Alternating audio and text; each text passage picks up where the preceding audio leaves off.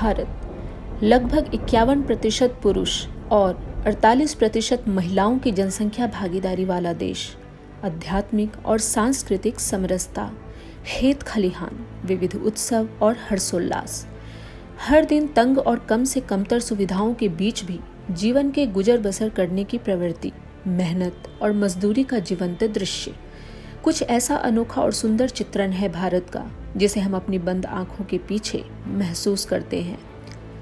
तमाम कमियों के बावजूद एक सुखद एहसास हमारे भीतर जागता है, लेकिन तभी एक जघन्य तरीके से किए गए बलात्कार या रेप की खबर आती है और धूमकेतु की तरह हमारे इस सुंदर चित्रण को छत विछत कर जाती है।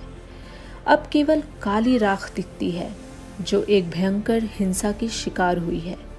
यह राख उस शरीर और कलपती आत्मा का है जिसे रेप के बाद भी भयंकर से भयंकर प्रताड़ना झेलनी पड़ी है।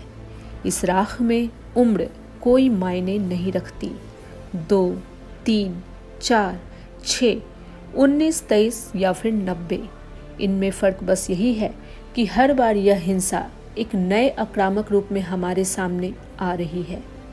एक सामान्य और संवेदनशील इंसान की सोच से भी परे ये घटनाएं आधी आबादी और उनके परिवार के लिए दिनों दिन भय और डर का वातावरण बनाती जा रही हैं, साथ ही भारत की छवि को पल पल धूमिल कर रही हैं। उत्तर प्रदेश की घटना के बाद पुनः हम उसी मोड़ पर आ खड़े हुए हैं जहां हम निर्भया कांड के वक्त थे, और सवाल वही है, आखिर कब तक, कैसे रुकेंगी ये घटनाएं और दिनों दिन ये क्यों बढ़ती जा रही हैं। एक के बाद एक क्रूरतम तरीके से घटी इन घटनाओं को अगर आप देखें तो ऐसा लगेगा कि आपराधिक चरित्र वाले व्यक्तियों को ये घटनाएं और भी ज्यादा क्रूरतम करने के लिए प्रेरणा दे रही हैं। उनके दिमाग में कहीं ना कहीं यह बात बैठ गई है कि किसी हद तक वे कुछ भी कर सकते हैं।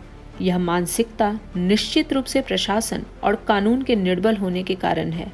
अगर कानून और सजा का डर इतना प्रबल होता तो शायद इन घटनाओं में कुछ कमी आती। देश में कई बार पूरे प्रशासन की भूमिका इतनी संदेहास्पद और अमानवीय हो जाती है कि लोगों के पास मदद और आस का कोई विकल्प ही नहीं बचता।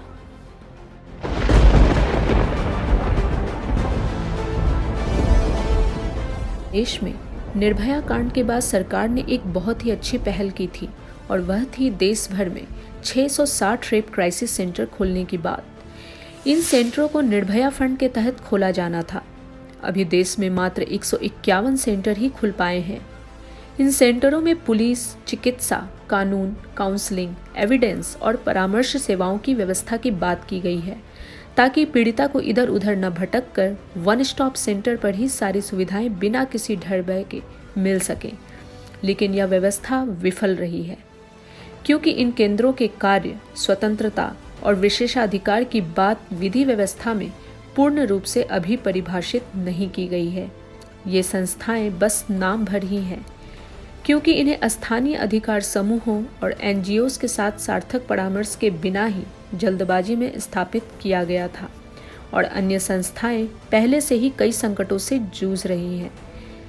दरअसल 1000 करोड़ का निर्भया फंड महिलाओं और बालिकाओं के सशक्तिकरण और सुरक्षा के लिए निर्मित हुआ था।